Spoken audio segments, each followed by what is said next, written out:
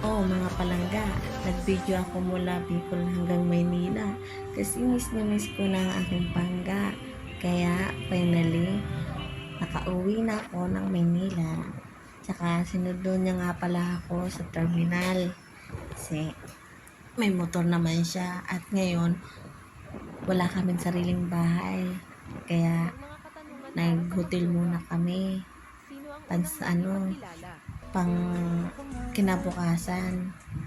Tawag dito, 24 hours kami niyan kasi wala pa kami mauwian, kasi wala pa kami bahay.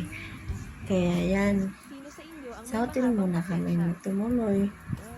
Tapos, yan, sa loob ng 2 linggo, na na-miss namin ang isa't isa kasi di kami nagsama, di kami nagkita, magkalayo kami. Kaya yan, naglanding muna kami. Niyaya ko muna siya mag-tiktok. Yan. Tiktok muna kami.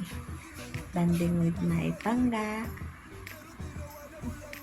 Tapos, ay sorry pala sa boses ko kasi hindi ako sanay mag-voice record. Tapos, mamaya pala, pagkatapos niyan, mag-tiktok, nagtatagay kami. Habang magtatagay, habang nagsya-shot, nagmo-movie marathon kami.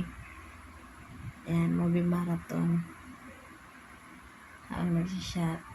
Tapos kukantuhan about doon kung anong ganap doon sa Bicol. Tsaka kung anong ganap din niya dito. Kasi 2 linggo din yun. Kung ano namin sa isa't isa. Kwentuhan lang para alam paano doon. Fiesta kasi sa amin. Kaso di ako nakapagsayaw kasi nga ayaw niya noon. Makahanap ako ng mas pogi pa sa kanya. Tapos yan, nagsishot kami. Pero alam niyo na, sa mag-asawa, pagka matagal na hindi nagkita, yan, alam niyo na, unang pagkikita, magbibimbangan niya, kaya nagtatagay. Kaya pagkatapos niya na, alam niyo na. Kaya bye! Tulog na.